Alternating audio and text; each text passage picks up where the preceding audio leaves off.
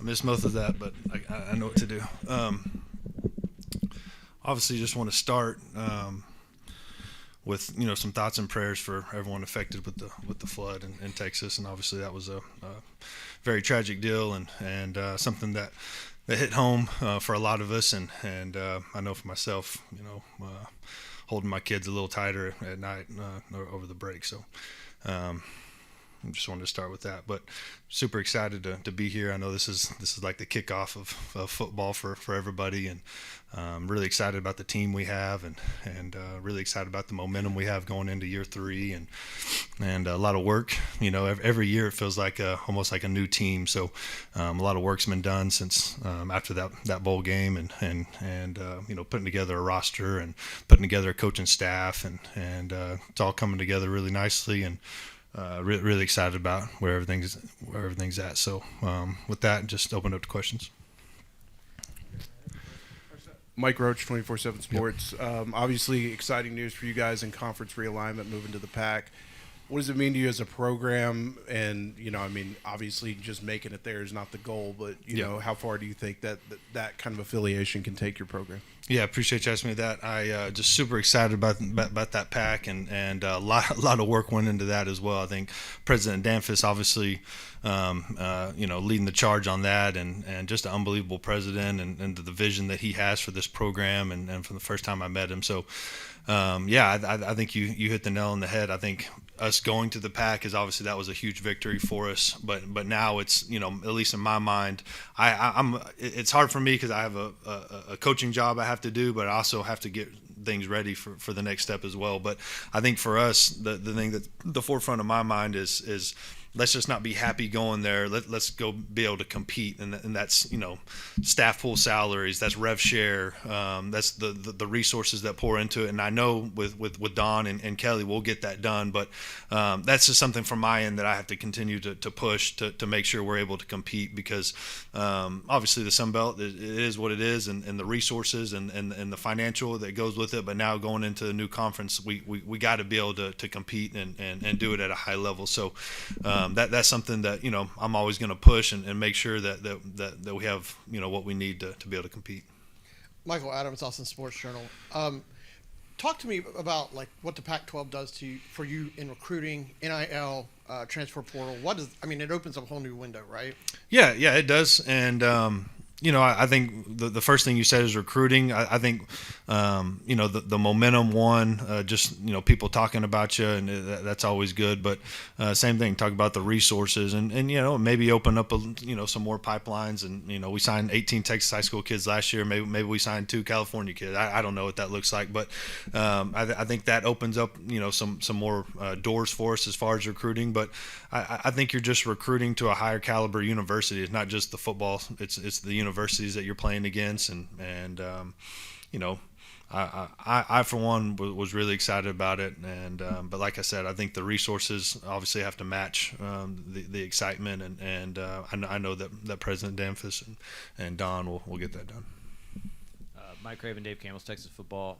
Open quarterback competition out of spring going into the summer. Where does that stand? How do you plan on kind of making that decision? Yeah, I think all those guys have handled it really well in the summer, and we got a really good group there. And obviously Brad's been with us. He was handpicked and a kid that we signed out of high school and that we really like. So he's been with us for a little bit, early enrollee, I guess from 2 years ago, and got some meaningful playing time versus Monroe, and really ran the ball really well. It was raining, and that was kind of the thought press going into it. As Jordan was banged up. Okay, we had another guy, but we felt Brad just ran the ball so much better than the other two. So we thought that was a good opportunity for us to showcase his ability. But don't mistake, Brad can really spin. Look at his stats in high school, and the guy can really throw it. That's why we recruited him, not because of his running, because of his throwing ability. So he spoke at the FCA banquet. He's a 4.0 student. he's just somebody that you want as the face of your program. So feel really good with him. Obviously, we got Keldrick Cluster that transferred over from SMU. That man, just his skill set. I mean, you watch his transfer stuff, and I was blown away, to be honest with you. I mean, he's 5'10", he's 240 pounds. He can run, he can throw. I know, Mike, you probably covered him a lot when he was at McKinney. I mean, the guy can really play. He's a winner. He's tough. So I think he really fits the mold of some other guys that we've had in the past, and so feel really good about him. Holden Gerner's another guy that transferred from Auburn, just really, really big, can really throw it, is an elite processor. I mean, the guy, when we're out there on the field, we ask a lot of the quarterbacks, and right now, him and Brad probably operate the best, obviously with Keldrick just getting here. So feel really good about those guys. And obviously we have a couple of other guys, Nate Yarnell and Gavin Parkhurst, that can play. And obviously Nate has played before in big games and started games versus Clemson. So, he had an injury at the end of his Pittsburgh career that he's still coming back from and still getting healthy, but he's looking better and better each day, and just a super kid and great for the room. So really excited about all those guys. I know we've talked previously in the spring of kind of my philosophy on those things, but so I'm excited about where we're at. Obviously at some point very soon, we probably got to get it down to at least, for sure 3, and then, after probably about a week of training camp, got to get it down to 2. So we played 2 in the first game last year, and I don't know if that's what'll be the case this year, but I think it's just so hard for quarterbacks, obviously, and I play the position. That was one thing always frustrate me sometimes, is like, hey, I'm when the game's on, that's when my time to shine. Like, practice is good, but they don't tackle you in practice, at least at the quarterback position. So I think there's a big component of that is the live bullets. Coach Zach Smith, Waco Trib. You talked a lot about momentum and the momentum you have. Your first game was that win over Baylor. Yeah. How big was that when you look at the big picture of the momentum you have, and was that kind of your vision for where Texas State can go? Yeah, for sure, and that was obviously a huge game for us, and first, P4, P5 win, however you want to say it now, for the school, and to beat Baylor was right down the street, and that was a big deal, and obviously all my family history with Baylor was individually, it was very rewarding. So it was huge for us, and obviously we had just kind of launched the Take Back Texas, and beating in-state opponents and recruiting and on the field. So it just was able to kind of, I think, spark that movement. Caleb Young, Austin American Statesman. Coach, as you mentioned, lots of roster turnover this past season.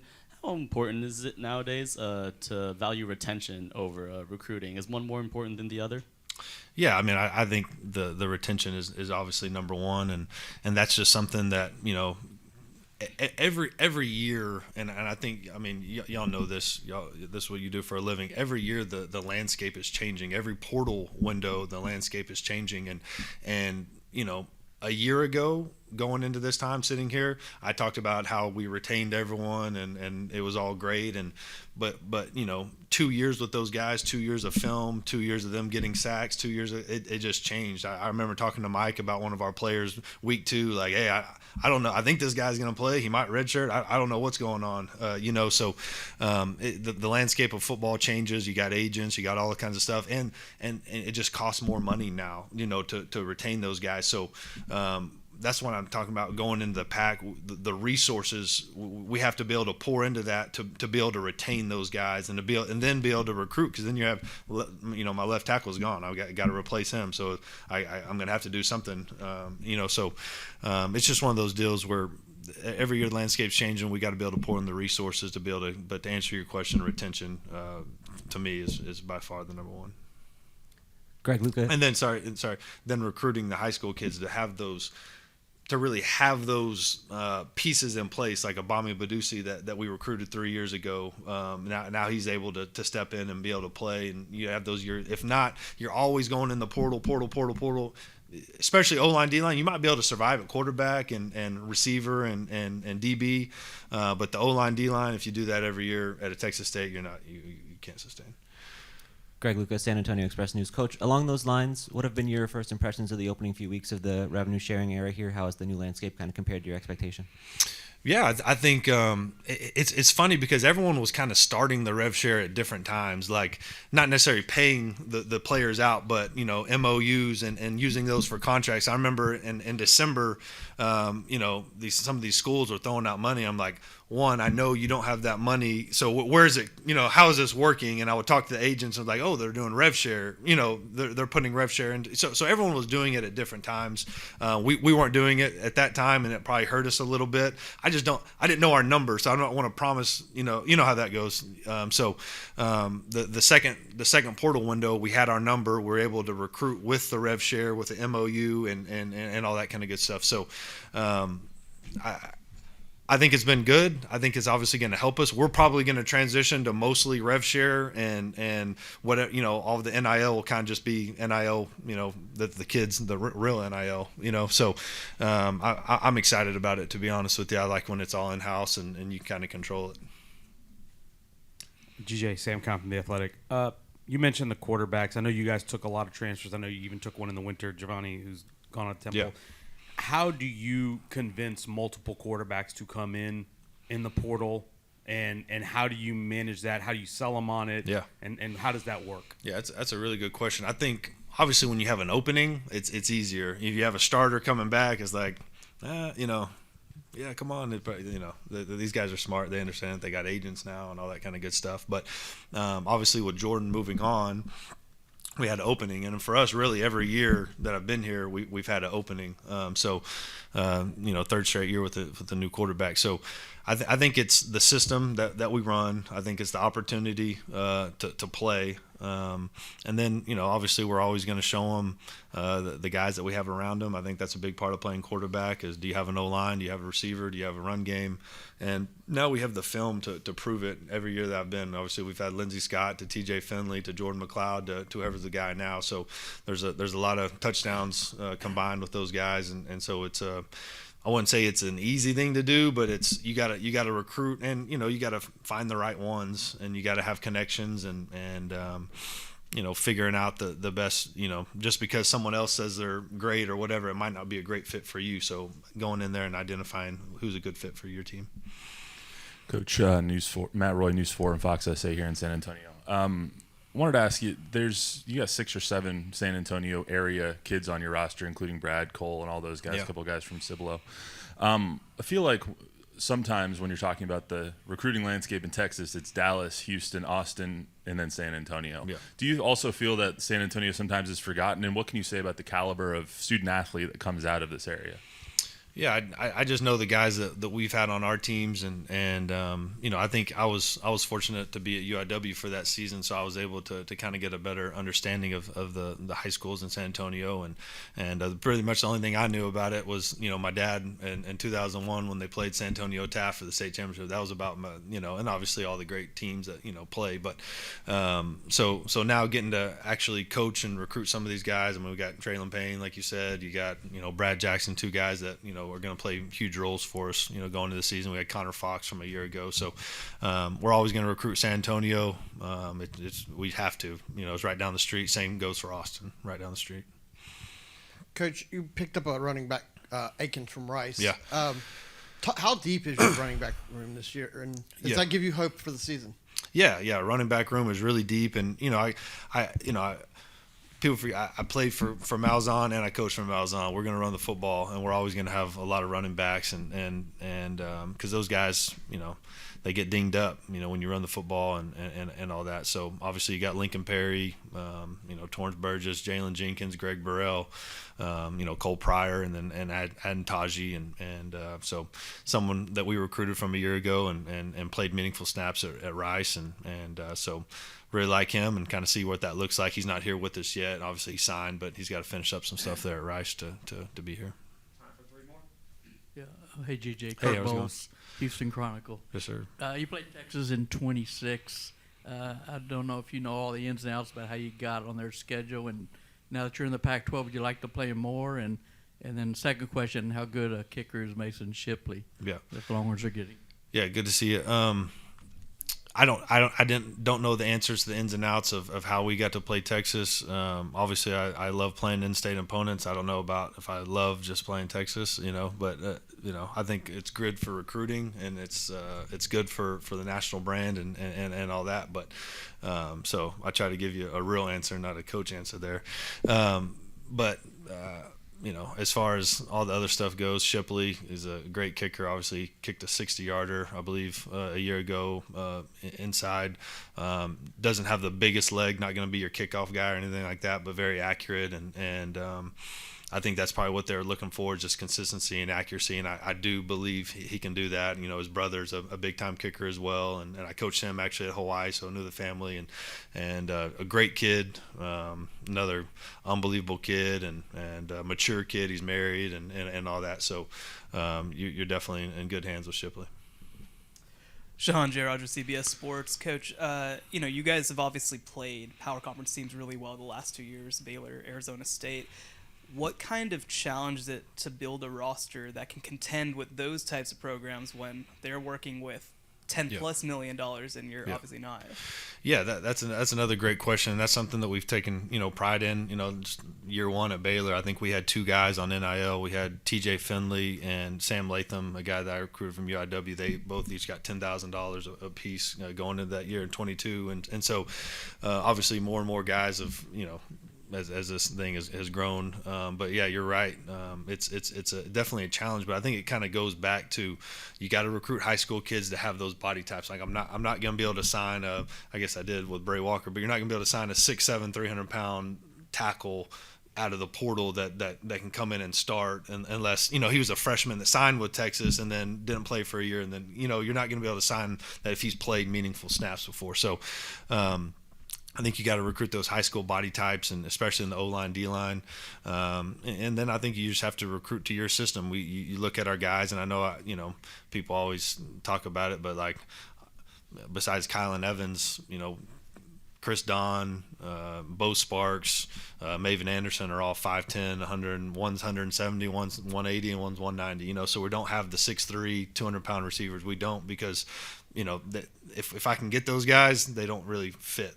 They're slow or something. So I think the guys that we have on our team, we're always going to create kind of what is that guy's superpower, and maybe it's a Bray Walker that's 6'7", 350 that never played at OU, but we saw something on tape that you can match. You got to be with those teams like that, with the Baylor, with the Arizona State. When you play Texas, the skill positions, sometimes they're a little bit better, but it's really the trenches that get you. And same thing when talking about like a UTSA, when we're getting prepared for a UTSA a year ago. I mean, you look at kind of what they've been, and up front, O-line, D-line has been really impressive in the size and all that. So you got to be able to match that physicality. So I think that's where at least it starts for me. My time with Howie and Jeff Stoutland, all those guys, like those big people. I mean, look at Jordan Mailata and Lane Johnson, all that. Like that's what I saw for 4 or 5 years of my life. So that's kind of how I kind of build it. Mike Raven, Dave Campbell's Texas. With Rev Share coming out, how do y'all go about figuring out who you're going to give the money to? How are you giving the money to? The scale in which you give it to? What are those conversations like?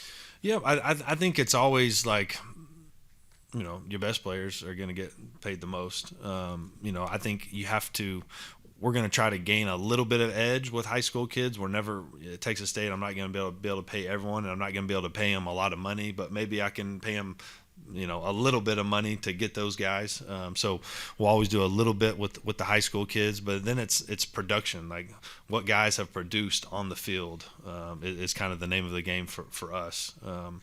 And if you've produced on the field, whether it was here or at another school, you're more likelihood to get some money. And then obviously you're going to recruit those O-line, D-line in high school and try to steal some guys there. So, but to answer your question, usually your best players and O-line, D-line, and quarterback. And then for us, it just happened this year, like Chris Don and Bo Sparks, 2 guys that'll get paid, pretty well, and those guys both produced for us. For an example, guy like Khalil Alexander, guys coming back, he produced for us. Retaining him was huge. So I think a lot of those conversations go down, and December, January, when that portal goes down, and you're able to retain those guys. That's where the bulk of our money will probably end up going is in December, retaining those guys and setting up for the future.